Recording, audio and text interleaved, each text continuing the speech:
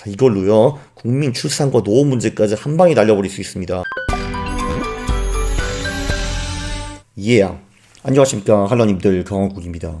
요즘 기본소득 얘기가 굉장히 자주 나오더라고요. 그거보다는 기본 자산이 좀 어떤가, 그거를 좀 논의해 보겠습니다. 기본소득 계속 얘기가 나오는데요, 정치권에서 굉장히 핫한 토픽이더라고요. 자, 그런데 제가 계산을 한번 해봤죠. 5천만 명을 월 100만 원만 준다고 쳐도 1년에 600조 원이 필요하다. 그런데 2021년 정부 총 예산이 558조다. 라고 생각을 했죠. 자, 찬성을 하든 반대를 하든 사회적으로 엄청난 변화가 필요한 것은 분명히 누구나 동의를 할 겁니다. 왜냐하면 일단 이 예산을 만들어야 되잖아요. 600조 원을. 그죠? 이걸 어떻게 만드느냐? 뭐 그것 때문에 갑론을박이 굉장히 많을 겁니다. 오케이. 그런데 기본소득에는 제가 기본적으로 아직은 큰 관심이 없습니다. 자, 그래서 제가 관심이 있는 기본 자산으로 넘어가 보겠습니다. 자, 그러면은 신생아 출산 시 1억 원의 기본 자산을 그 신생아한테 주는 것이 어떤가라고 한번 제가 제안을 해보겠습니다. 어허, 이 망할 놈, 그 돈이 어디서 나와? 말도 안 돼! 라고 생각을 하실 수도 있는데요. 자, 그런데 제가 이런 걸 알고 있죠. 2020년에 저출산 타개 예산이 40조 원이었습니다. 40조 원이요. 15년 동안 225조 원을 갖다 부었다고 하거든요. 2006년에 2조로 작게 시작해가지고 점점 커져가지고 2018년에 26조, 그리고 2020년에는 40조, 2021년에는 46조까지 올라간다고 합니다. 자, 그런데 2020년에 출생아가 27만 2천 명 정도이거든요. 자, 계산을 해보니까 와우, 40조를 27.2만으로 나눠보니까 한 명당 1.47억 원이라는 놀라운 숫자가 나왔습니다. 정말 놀랍죠. 그렇죠. 자, 그런데 돈을 이렇게 많이 썼는데 한국의 출산율은 잘 아시다시피 세계 최하위인 0.84명입니다. 그리고 2021년에는 0.7명대로 내려간대요. 자, 그러면 우리가 225조를 갖다 박아가지고, 그리고 2020년에 40조 원을 박아가지고 효과가 별로 없었다라고 봐도 되겠죠. 그렇죠. 이거는 뭐 좌파 우파와 상관없이, 정치권과 상관없이, 자, 돈을 이렇게 박았는데 출산율은 조금 올라가다가 와장창창창 떨어지고 있다. 그래서 별 효과가 없었다라고 해도 제가 객관적으로 틀린 말을 하는 거는 아니라고 생각을 합니다. 자, 그래서 지금 어차피 한 명당 1.47억 원을 지원을 해주고 있는데 그 중에서 1억 원을 빼가지고 그냥 얘한테 주는 게 어떤가, 그리고 최소 50년 동안 강제 투자를 시키는 것이 어떤가, 이런 거를 제가 좀 제안을 하고 싶습니다. 여러분들은 어떻게 생각을 하시나요? 댓글로 남겨주세요. 자, 그리고 50년 후에는 연금을 지급을 하는 거죠. 자, 기존 자산 배분을 한다고 칩시다. 연구 포트폴리오, 올웨더 이런 거를 한다고 치고요. 자, 여기서 우리는 실질 수익으로 계산을 합니다. 실질 수익은 인플레이션을 뺀 수익이죠. 그러니까 우리가 잘 알듯이 연구 포트폴리오나 올웨더 이런 게 최근 50년 동안에 복리 수익이 뭐 8%, 9% 정도 나왔는데 거기서 이제 인플레이션을 빼면은 실질 수익이 보통 뭐 한 그래도 4%, 5%, 6%대 요 정도 나온 것 같습니다. 자, 그러면요.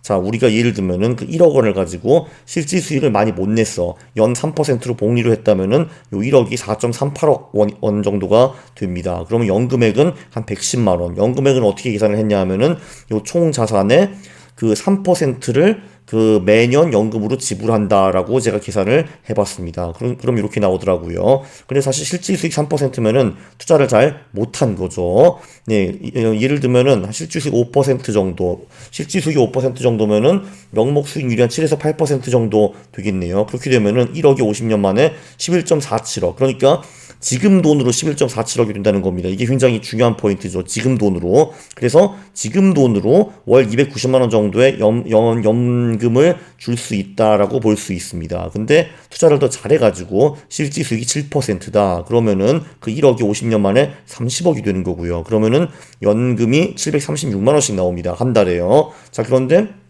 물론 우리가 이 돈을 50세에 수령할 필요는 없는 겁니다. 60세까지 기다릴 수도 있고요. 네, 그러면 우리는 더 많은 연금을 받을 수가 있고요. 아, 그리고 굉장히 중요한 포인트는 사실 이게 처음에 1억을 받은 다음에 여기에다가 한 푼도 더 집어넣는 게 아니다. 그건 아닙니다. 더 집어넣는 거는 얼마든지. 그러나 빼는 거는 50세 후에만 뺄 수 있다. 그러니까 연금으로 뺄 수 있다. 이런 얘기죠. 그러니까 개인이 여기서 1억 후에 뭐 그 다음에 계속 돈을 집어넣고 싶다 하면은 그것도 좋다. 이제 이겁니다. 그러면은 당연히 연금액도 이거보다 훨씬 더 늘어날 수도 있겠죠. 자, 그래서 제 생각에는 그러면은 국가는 디폴트 자산 배분 전략을 10개를 제안을 하는 겁니다. 뭐 예를 들면은 뭐 영구 포트폴리오, 뭐 올웨더, 뭐 듀얼 모멘텀, 뭐 VAA, DAA 이런 식으로 제안을 하고, 그리고 애들이 나중에 직접 투자를 할 수 있도록 초중고에서 필수 교육을 졸라 돌려야겠죠. 제 생각에는 주당 한 10시간 정도면은 어떨까 싶습니다.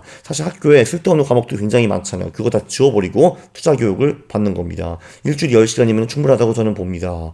네, 그리고 자, 왜 디폴트 전략이 필요한가? 왜냐하면은 아무리 이렇게 교육을 해도 난 투자 이런 거 절대 하고 싫어. 나는 재능이 없을 것 같아. 너무 재미없어. 하시는 분들은 이 디폴트 전략 10개 중에서 그냥 고르면 되는 겁니다. 아니면은 그 10개 전략에 나름대로 또 자산 배분을 할 수가 있겠죠.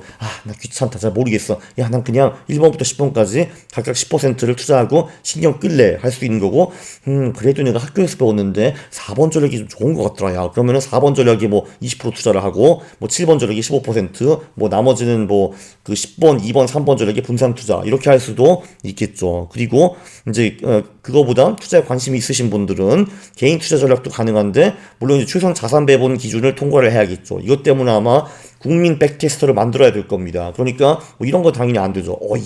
내가 지금 여기 있는 돈 전부 다 바이오 주식 2개에 몰빵할래. 이런 거는 당연히 안 되는 겁니다. 그러면 뭐 MDD, 뭐 리스크 이런 데서 삑삑삑 나와가지고 국민 백테스터가 이거를 허용하지 않겠죠. 그러니까 계량적이고 한마디로 측정이 가능한 뭐 리스크, 뭐 기대 수익 뭐 이런 거를 다 계산을 해가지고 그 국민 백테스터가 그린라이트 됐어 하면은 내 전략으로도 투자를 할 수가 있는 겁니다. 제가 이게 제가 그리는 그런 시나리오죠. 엄마 아빠가 뭐 중요합니까? 주식, 채권, 부동산, 코인 이런 게 중요한 거죠. 그렇죠? 그리고 이런 식으로 하면은 정치 토론이 예상이 될 수가 있죠. 왜냐면은 그 10개 전략을 뭐 다른 전략으로 바꿔 낄 수도 있는데 이게 굉장히 중대한 사항이 되는 거 있죠. 김 의원, 그 새로운 전략은 MDD 15% 구간이 3번이나 나오지 않소. 최 의원, 그러면 8번 전략보다는 인플레 기간을 잘 버티지 않소. 8번 전략은 정말 아니지 않소. 당신 2016년 논문 안 읽었지? 나 읽었어 임마. 이런 게 이제 국회에서 토론이 되면 얼마나 아름답겠습니까? 그쵸? 제 생각에는 코어 플러스 세틀라이트 전략을 허용하는 것도 괜찮을 거 보입니다. 그러니까 총 자산의 8, 90%는 뭐 자산 배분, 정적 자산 배분이 되었든지 동적 자산 배분이 되었든지 이런 식으로 투자를 하고, 나머지 10%는 정말 완전히 투자자한테 맡기는 것도 상상해 볼 수가 있습니다. 그럼 이거 가지고 뭐 코인을 하든 옵션을 하든 I don't care. 왜냐면은 어차피 잃어봤자 10%니까. 뭐 당연히 이상한 레버리지 프로덕트는 안 되겠죠. 자, 그러면은 전 국민이 퀀트를 하고 백테스트를 하고 투자를 하는 그런 날을 제가 죽을 때까지 볼 수가 있을까요? 뭐 제가 사실 궁금한 건 이런 겁니다. 이게 이제 10개 디폴트 전략이 있으면은 대다수 국민이 그 10개 전략에 투자를 할 건데, 그럼 여기서 뭐 리밸런싱 같은 거 할 때 슬리피지가 많이 발생할 수 있지 않을까, 뭐 그런 게 좀 우려가 되고요. 그리고 이제 동적 자산 배분 같은 경우도 그 리밸런싱이 굉장히 많기 때문에 뭐 이런 전략들을 뭐 100만 명이 사용한다. 그러면은 그게 제대로 돌아갈 수가 있는가? 이제 이런 게 문제입니다. 뭐 그러면 조절을 좀 해야겠죠. 뭐 100만 명 중에서 뭐 5만 명은 1일날 리밸런싱을 하고 또 5만 명은 2일날 리밸런싱을 하고, 이런 식으로 많은 방법을 생각할 수가 있을 겁니다. 다만 굉장히 많은 돈이 이제 그 비슷한 전략을 따르기 때문에 거기서 이제 좀 문제가 생길 수 있을까? 그런 거는 제가 좀 생각을 하는데, 이것도 뭐 다 방법을 찾을 수 있다고 저는 생각을 합니다. 그렇지, 국회에서 막 이렇게 싸우는 거야. 우리는 VA의 정당이요. 듀얼 모멘텀 물러가라. 얼마나 멋있어요. 그렇죠? 그리고 이 채널은 구독자가 5,400만 명이 되겠죠. 네. 자, 요약을 하면은, 자, 이걸로요, 국민 출산과 노후 문제까지 한 방에 날려버릴 수 있습니다. 출산이 왜 안 되는가? 아무래도 불안하잖아요, 미래가. 이놈을 낳아버렸는데, 이놈을 미개 살릴 수 있는지, 이런 게 이제 문제인데, 자, 제 전략대로 하면은, 50세 얘가 평생 죽을 때까지 먹고 사는 거는 문제가 없습니다. 그냥 무조건 50세까지만 버티면은 개를 타는 겁니다. 참고로, 자, 지금 우리나라 출산하는 이제 새로 신생아가 연 27만 명이라고 하는데, 자, 일단 50만 명까지 1억을 주면 그게 50조기 때문에 이때까지는 괜찮은 거 아님. 왜냐하면 올해 저출산 예산이 46조거든요. 그렇죠. 그러니까 우리 신생아가 2배 는다 하더라도 이 정도는 그러니까 이 정책이 지탱할 수 있다 이겁니다. 그리고 솔직히 이거 도입한다고 사람들이 갑자기 애를 팡팡 낳겠어요? 그럴 것 같지도 않거든요. 그렇죠. 어쨌든 50세까지만 버티면은 되는 겁니다. 그리고 이제 이런 식으로 연금을 계속 타다가 이 노인이 죽었어. 그럼 국가가 이 자산을 환수해 갈 수도 있는 겁니다. 왜냐면 어차피 처음 1억 준 게 국가였잖아. 그쵸? 물론 그 뒤에 개인이 컨트리뷰션 해가지고 불린 그 돈은 개인이 다시 가져가가지고 이제 뭐 상속을 하거나 이런 것도 방법이 될 수가 있겠죠. 그러나 그 처음 1억에 관련해서는 국가가 다시 가져가가지고 그걸 또 다음 세대한테 신생아들한테 나눠주면은 되는 거겠죠. 네, 제 생각에는요, 이 아이디어가 굉장히 좋아 보이는데 문제가 보이시면은 건설적인 댓글을 좀 부탁드리겠습니다. 네, 동척자산 배분 50년 하면서 저는 이런 데 살고 있습니다. 빵 살아야 1억 가능할까? Why not? 그리고 50년, 60년 굴리면은 이거 1억이란 시드머니가 만들어지고 50년, 60년 굴리면은 좋겠지 뭐. 그렇죠. 네. 네, 이 영상 제가 보기에는 나름대로 오늘 창의력도 좀 발휘를 했고 유익한 영상이었거든요. 네, 동의하시면 구독을 눌러주시고 그리고 좋아요를 누르는 겁니다. 싫어요를 누르시면 제가 매우 싫어합니다. 감사합니다.